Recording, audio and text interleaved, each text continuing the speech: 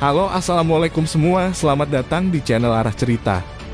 Di sini aku mau merangkum alur cerita Battle Through the Heavens season 6. Tonton sampai selesai ya, biar dapat feel-nya.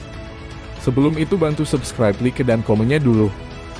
Oke, langsung aja ke ceritanya. Selamat berfantasi.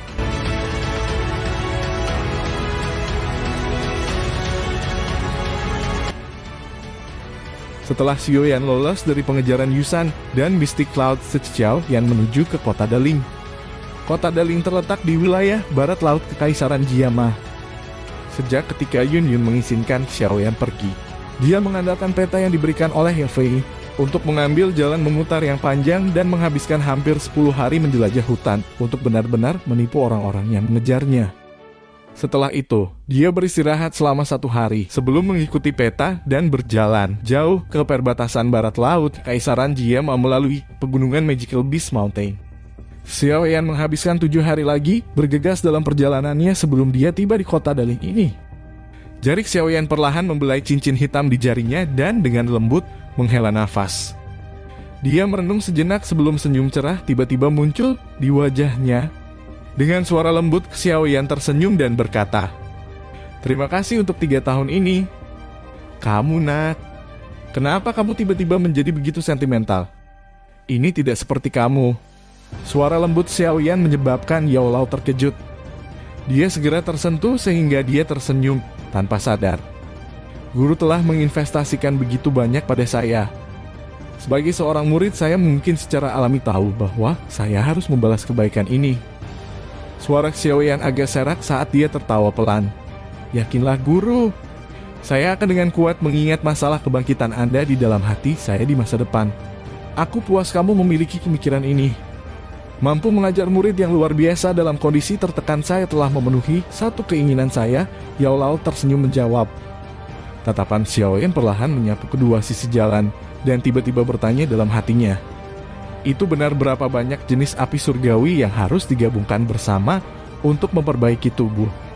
Ini harus 3 jenis.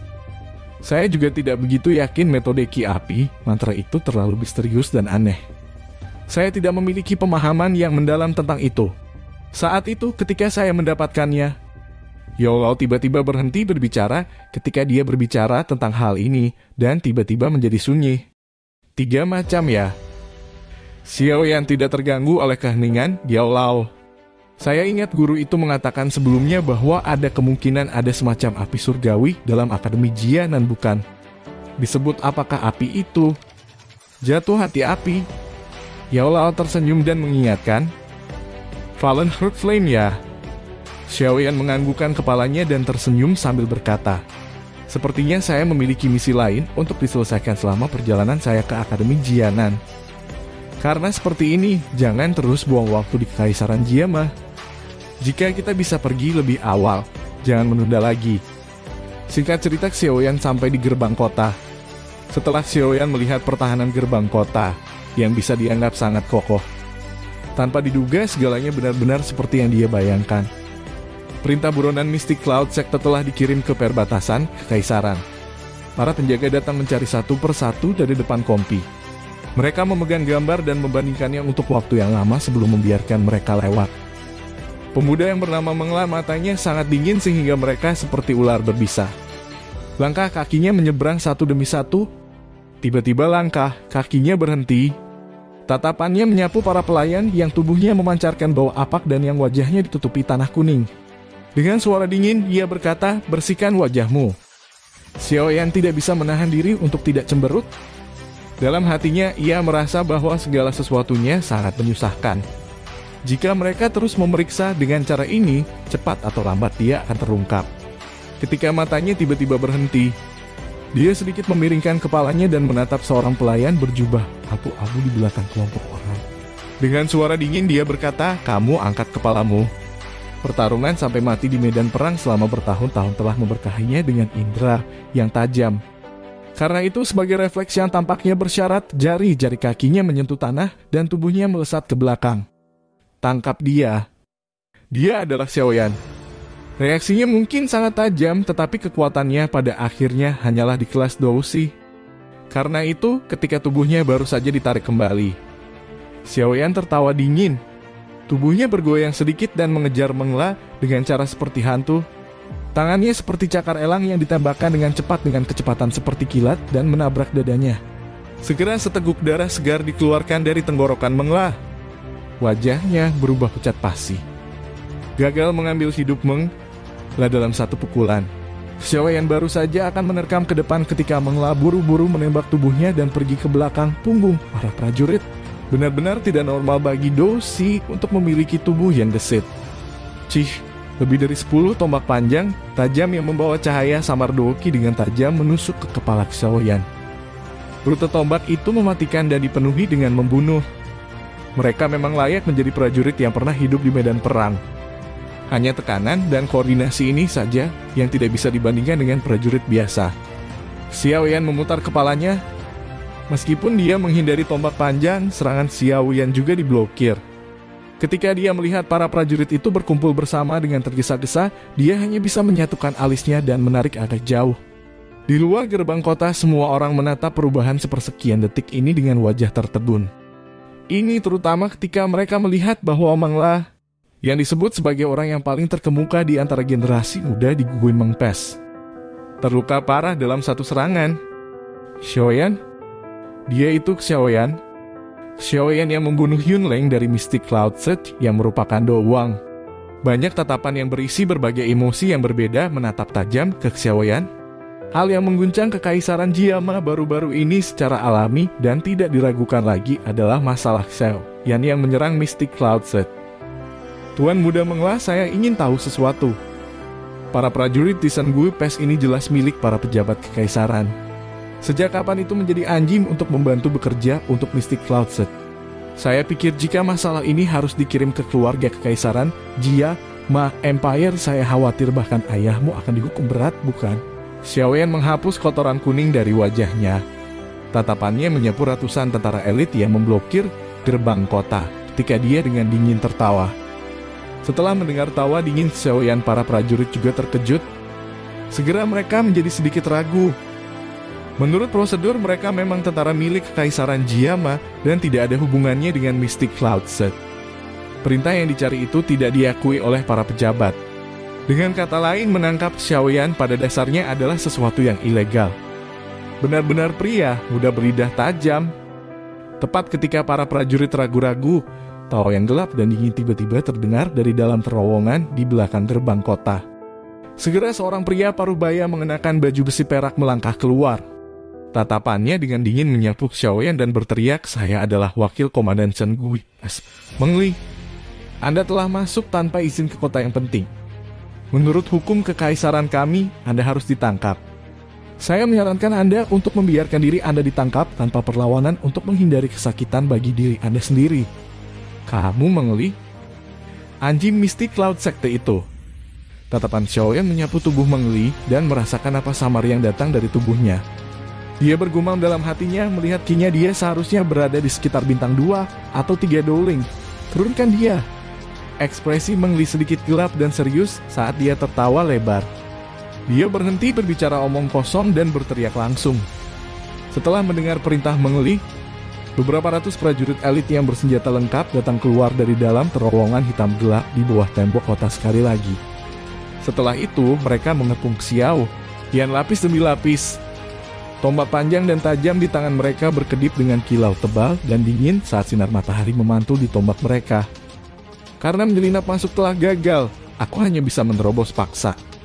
Aura pembunuhan yang melonjak ke langit dari sekitarnya menyebabkan ekspresi Xiaoyan secara bertahap menjadi dingin. Dia menggerakkan kedua tangannya dan penguasa berat kawan yang besar melintas dan muncul. Dia melambaikan penguasa yang berat dan itu membuat suara wus. Saat dia memandang Xiaoyan yang telah menarik senjatanya, Meng Li tertawa dingin. Beberapa hari yang lalu, dia telah menerima pesan Yun San. Menurut apa yang dikatakannya tadi, Xiaoyan saat ini terluka dalam pertarungan besar di Mystic Cloud Set dan tidak bisa lagi menampilkan kekuatan mengerikan yang ia gunakan untuk bertarung dengan Yun San. Hanya karena inilah Meng Li berani menyetujui perintah pembunuhan ini. Jika tidak, bahkan jika dia diberi beberapa tingkat keberanian lagi, dia tidak akan berani memblokir Xiaoyan bahkan dalam kondisi prima. Lagi pula orang kuat yang bisa bertarung dengan Dousong bukanlah seseorang yang bisa ditahan bahkan dengan menggunakan semua prajurit di benteng ini. Semua orang berhenti. Segera bayangan turun dari langit seperti pagoda besi dan menabrak tanah. Dia mengguncang seluruh tanah sampai bergoyang. Tatapannya menyapu sekelilingnya dan akhirnya berhenti di tubuh Meng Li. Dia tertawa dingin. Meng Li, tentara armor perak saya bukan orang-orang di bawah Mystic Cloud Set. Jika Anda ingin menjilat dengan Mystic Cloud Set, ambil tindakan sendiri. Jangan memiliki khayalan bahwa Anda dapat menggunakan orang-orang saya untuk bertindak sebagai batu loncatan untuk diri sendiri. Mutai kamu. Melihat badan kekar pria besar yang telah muncul, ekspresi Meng Li segera menjadi hijau saat dia dengan marah berteriak. Silver Armor Army, mundur. Pria kekar yang dipanggil Mutai berbalik, prajurit elit yang telah mengepung Xiaoyan pun mundur berlahan. Ya, Komandan Dewa. Para prajurit itu tidak memiliki keraguan sedikit pun ketika mereka mendengar perintahnya. Mereka menyimpan tombak mereka. Suara mereka begitu tertib sehingga tidak ada gema sedikit pun. Mereka kemudian diam-diam menarik kembali ke terowongan gerbang kota dan tidak bergerak seperti pilar kayu. Melihat aksi para prajurit ini, jelas bahwa orang yang bernama Mutai ini memiliki reputasi yang jauh melebihi Meng Li. Kamu dipanggil Xiaoyan kan? Hahaha, anak kecil, kamu punya keberanian. Dalam bertahun-tahun Anda adalah orang pertama yang mempermalukan Mystic Cloud Set dengan cara seperti itu. Jika saya tidak ditentukan oleh status saya akan mengundang Anda untuk minum bersama saya. Pria besar yang seperti pagoda besi tertawa keras ke arah Xiaoyan. Terima kasih Komandan Mutai. Situasi yang tiba-tiba berubah menjadi lebih baik menyebabkan Xiaoyan terkejut.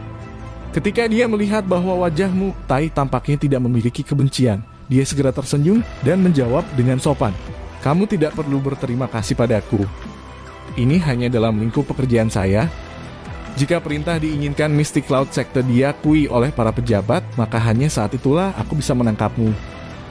Namun kamu beruntung, Mutai melambaikan tangannya.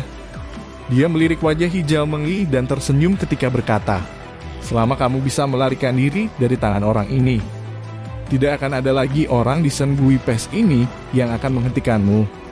Ekspresi padat tanpa sadar muncul di wajah Xiaoyan saat dia mendengar ini. Dia menoleh dan menatap Meng Li sebelum berkata dengan lembut, Wakil Komandan Meng Li, jika kau ingin mengambil kepalaku untuk mendapatkan hadiah dari Mystic Cloud Set, datang dan serang aku sendiri.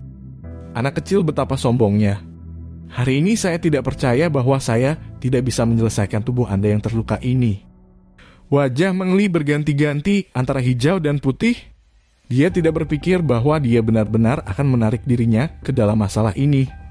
Jujur di dalam hatinya, dia sedikit takut dengan taktik yang digunakan Xiaoyan.